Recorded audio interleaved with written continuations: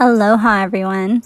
This is Tasha with Ellie Live Action on the beautiful island of Maui, and you are listening to T.W. Smith at Kung Fu Podcast, where you explore the culture, adventure, and impact martial arts has.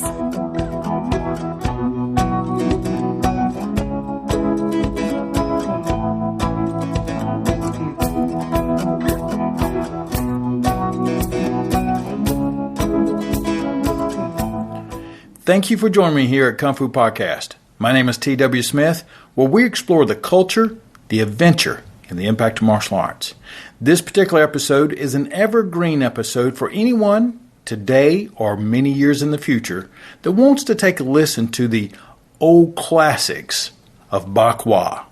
You are in the audience of some of the finest and sharpest martial artists in the world, people that put in a great deal of care and effort into honing their craft. If you missed part 1 of the BaGua training manual, I suggest you start there. It lays a great backdrop for what we're going to be listening to today. However, in this particular episode, it's perfectly fine to listen to this and then go back.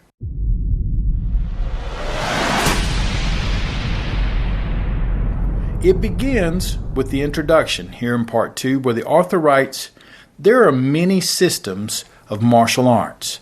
For instance, there is long boxing, which contains clouding hands, kicking and hitting, dodging and turning, and leaping and shifting. Long boxing has handwork, eye work, body work, waist work, footwork, and as well, courage, essence, energy, and spirit. Everything in it is worthwhile. Or, we look at another example, groundwork boxing, often known as ditong. There are techniques like break, fall, kick, and scraping, and all of these techniques within the groundwork boxing are marvelous means of subduing an opponent. Or, in the case of Pt2 boxing, every action has a strong intention, as though it was drawing out a thread of silk. In wielding power, it neither overdoes nor underdoes, developing a smooth naturalness and deterring any surge toward muscular aggressive energy. It can be said that Tai Chi cultivates body and mind simultaneously, and its effects are easily seen. With regards to other boxing arts, they all have their strong points. But we cannot list every art here. Bagua's Jang works every part of the body with 8 kinds of techniques that are analogous to each name of the trigrams. It differs from other boxing arts in many ways. Again, this is written in about 1929. It was published in about 1932. He states, in particular, the 8 techniques entirely use an open hand rather than fist to strike. It uses an open hand because it is faster and quicker to adapt than a closed one. A second distinction in this art is while walking, the practitioner travels in a circle rather than along a straight or zigzag line. If someone walks straight ahead for many miles, that may wear him out. But if he walked almost half of that distance in a circle, then the practitioner will often become dizzy and fatigued. Make sure that you learn to practice properly. As the saying goes, what is habitual will become natural. Because everything that you do is going to be about the rotating and revolving in a circle. When you train to apply it, you will naturally begin flanking in a circle around your opponent to find a gap, and then you'll seize the opportunity to attack. On a personal note, one of the things that I had never experienced was this fatigue from walking, like he describes in a circle, but literally in muscular and fascial soreness. Walking in a circle puts demands on your body that I had never experienced, especially if you're doing it over, 20, 30, 45 minutes or so. It begins to turn like the iliotibial band, the way that you turn your waist, the core, everything has to work in a way that you don't normally do when you're walking just straight ahead. The walking itself is an exercise that takes a great deal of work, and you will feel the benefits of walking this art in the circle as it is intended. The author continues to write, is the same as in using an army. Relying on only frontal assaults will sometimes be effective, but can lead to terrible difficulties. If the proper formations are made, the enemy is sure to resist against one area, but then will collapse in another and then ultimately lose. Furthermore, a third distinction is the postural walking is comprehensively defensive. One palm is reached out at eyebrow level, able to defend the area between the head top, throat, and beyond. The other palm is extended just below the elbow of the forward arm.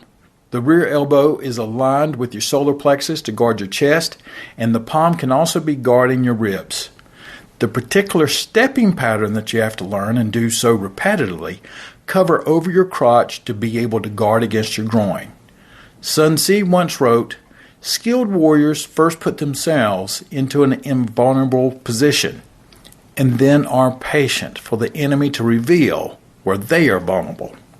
Wu Zi once wrote, "From behind strong fortifications, watch for the moment the enemy drops his guard and then attack."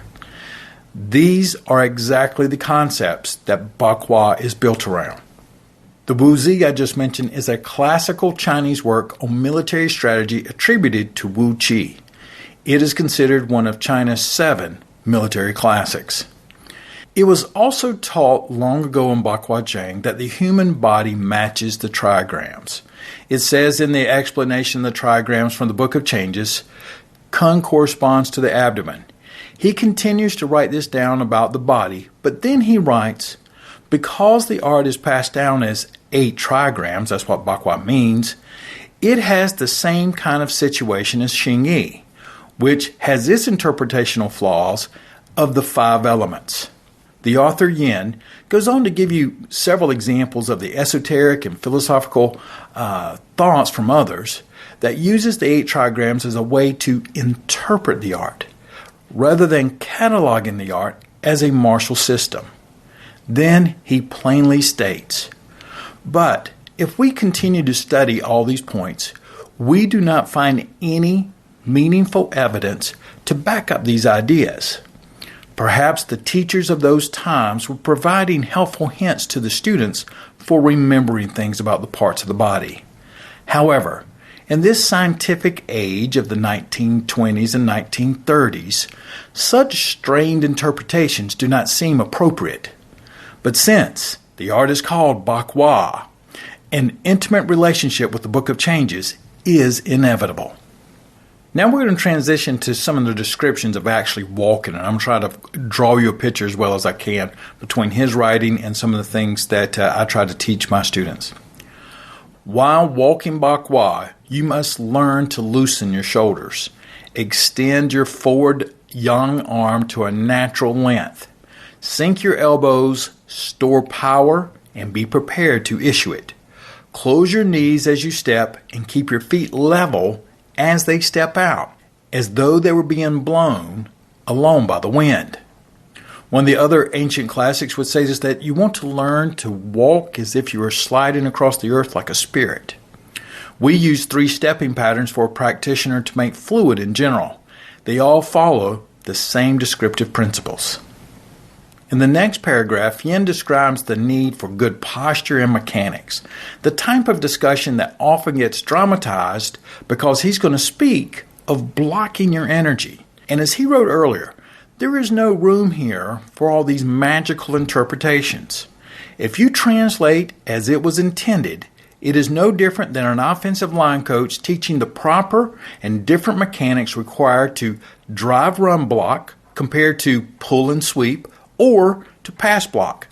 All 3 things are blocking, but all 3 things require a different set of mechanics and a different set of energy to execute them. On the other side of that line of scrimmage, it's just the same as a linebacker coach on the posture mechanics to shed a block, scrape across the line, or deliver a textbook tackle. These coaches may not use the phrase, "you are blocking your energy," but that's exactly what you do if you do not have the proper posture, mechanics, and being coiled ready to issue it. You will not move and perform properly, and you will certainly not deliver a meaningful blow against your opponent. So, avoid turning anything you're about to hear into some sort of chi dance. It is simply telling you the best way to prepare yourself to perform optimally. Straighten your neck and hollow your chest. be poised and upright. If your head leans forward or back, it will spark tension below. Energy should be sinking from your dantian, and so your spine must not be reaching out behind you. For if you poke out your chest and reach with your back, the harms of this error are beyond description. As it is said, miss by an inch, lose by a mile.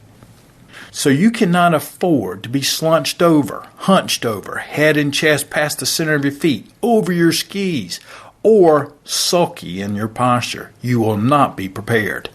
He continues by writing, the function of energy is truly not a matter of mere hollow words. And here I will give you a sense of this. BaGua techniques majorly practices for generating energy have to be presented in detail. Mengzi said, maintain your willpower, but do not harm your energy. Sun Tzu wrote, the method of controlling victory is a matter of the army's energy sinking down and not floating up. It is the same for BaGua Jang, nurturing energy. This maintaining your willpower but do no harm to your energy can be a relatively simple translation. Stay confident. Stay out of your head. Stay loose. Don't let things rise up and then block up so the only thing you can think about is if you're going to win or lose, if you're going to punch him in the nose or not, all those different things. Those interfere with your ability to be successful. I used to think about Muhammad Ali when he would stand in that corner, bouncing and moving, just kind of shaking himself out, not letting anything interfere with his ability to succeed in what he knew he could do. Yin continues to write, when withdrawing your palm, inhaling is best. When shooting your palm, exhaling is best. When moving, energy courses through your whole body. When storing, energy concentrates at one place. When you lift, energy activates. When releasing, energy disperses. Whether separating from or joining with the opponent, energy can be concentrated or spread out. If there is no energy between moving your muscles and tendons, then there will be no power when your palm strikes. Another good example of learning how to concentrate power, issue it in a proper way, is, for example, when a coach is teaching a young man how to throw a football or a baseball. And to teach the proper mechanics, where to get the energy from to make a good throw, he'll put the athlete down on one knee. So he can't use the energy from his muscles or tendons in his legs and the earth to move his arm. He has to learn to use his waist and the rest of his torso and core to execute something and issue it through his arm out to make a good throw. It is a mechanical way of dropping the power and focusing on the mechanics. Yin continues to write, when you spot a gap to exploit an attack, but you have not stored any energy, then it would be no better than missing the opportunity altogether. All of BaGua training requires that you first train your courage, then to train your palms. It is also necessary to nurture energy in order to be able to use it in the right measure of expending and replenishing it so that it never gets used up. And then, after time, you will cope with situations much more calmly and you will avoid the harms of panting and of energy floating up. So basically, get yourself into shape, right? You're not trying to do anything. You have got to get your energy stored up so that you have enough stamina, enough focus, enough power to issue and to go out, do things over and over without exhausting yourself. This isn't magical. Get in condition for all of your endeavors. Once you have grasped the method of nurturing energy and you're in shape, you will have the ability of hand arriving, eyes arriving, body arriving, waist arriving, and step arriving all at the same time. Your spirit will naturally glow and your courage is sure to be boosted. However, the method of nurturing energy also values storing spirit more than gathering energy. When you practice, make your breath natural, keeping energy at your elixir field, the dantian for example, and you will function in much smoother coordination. The two main energy fields there he's referring to is the lower and middle dantian, or if you're in dance or sports or anything else, pretty much what you're looking at is the point of gravitation right below your belly button and the point of levitation right there in your heart. Storing spirit and keeping energy in the right places. The more you practice, the more refined it will become. But then he writes, you must never treat the accumulation of energy as something magical. Be mindful of this. Here are 3 tips that the author Yin offers you while you're having a BaGua practice session. 1. After circle walking, you must not expand your chest and take in giant lungfuls of air. Try to keep steady breathing. The second tip, you must not sit or lie down, becoming abruptly still, for this will result in the harm of rhythms of energy and blood being made uneven. Now, that is exactly the same thing to this day, even though this was nearly 100 years ago, that we tell a cardiac, pulmonary patient, any athlete. We call it cooling down. After a good workout, don't go plant your rear end over there on a bleacher seat or something. Go over there, slow down, walk a little bit, stretch a little bit. That's the time to do it. Do not sit down. If you're a cardiac patient and after a good workout you just sit down, there's a very good chance that you're going to have some cardiac problems, including inducing an arrhythmia. And then the third tip that he offers here, you should not eagerly eat or drink immediately after practice. Instead, you must casually walk around for 10 to 15 minutes, waiting for your energy and your blood to stabilize. Then you may eat or drink. So this isn't anything magical. You want to learn to take care of yourself and to continue on a practice and study of the BaGua Zhang. This book continues for a good long ways, and I can't extend enough my thank you to Mr. Brandon for translating it. The thing that I want to mostly have for you is first, like I said, an evergreen resource. It'll sit out there for the next 7-8 years so that anybody who's interested in getting introduced or already practices BaGua, or what some people may even call an internal art, can get an idea of what cutting the magic out of it is all about and being down to the roots and the fundamentals of it.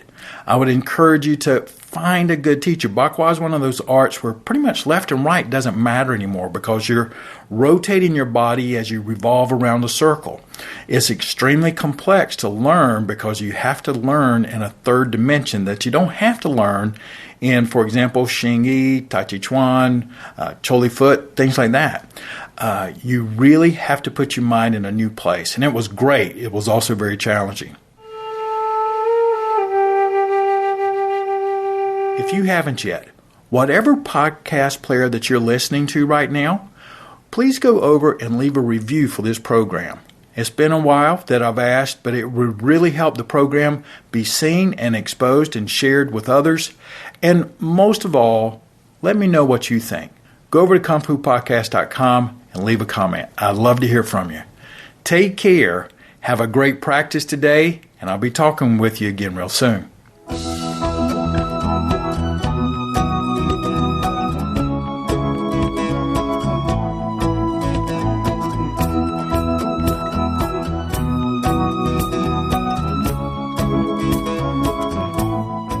This next piece was written by Wanyang Xiao as a preface, and he writes, a boxing art system was traditionally passed down only through personal instruction, leaving no authoritative writing.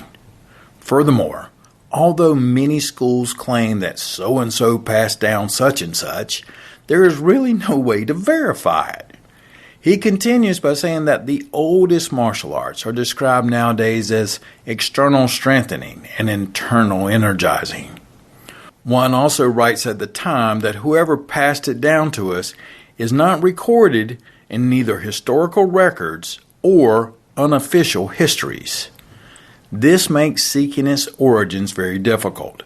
And as I revealed in Kung Fu Podcast number 203 and 204, the last two that came out, the pursuit of origins can lead you down different paths, and some of those with unfortunate outcomes. Juan does say that we can at least deduce this much. Disciples from the Shaolin Temple helped spread the art throughout the nation. each emphasizing his own specialty, thereby splitting the art into many systems and styles. Today, the 1930s, there are so many schools that they can hardly be listed. However, the three schools, Xingyi, Pt2, and BaGua, have to this very day remained consistent in their transmissions, rather than branching off into different systems.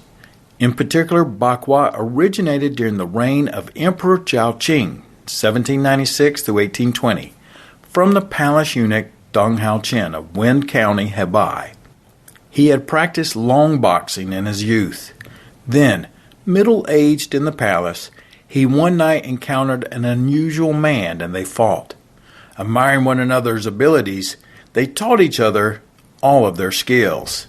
Unfortunately, this unusual man that he bumped into's name was never revealed. Then, for more than 10 years of hard work, BaGua rose as a particular system and it became famous. It attracted hundreds of students, such as Skinny Yin, Handsome Ma, Spectacles Chung, and Jade Blossom Louis, who were the four disciples Deng was most proud of. Chang's student, Li Wen Biao, also learned from Yin and obtained the entire art. Yin's fourth son, Yu Shang, who is the author of this whole book, is very capable at teaching all of the subtleties of his family's art. He has now produced a photographic manual from the Qingdao Martial Arts Institute on BaGua palming. The art is divided into 8 techniques and catalogs through the 8 trigrams of the Book of Changes. The successive movements are different for each technique, and the way that one movement changes into another are all somewhat complicated. But if you follow along with the photos in the manual, the postures will be clear at a glance. You'll be able to sense the hard work he has put into it.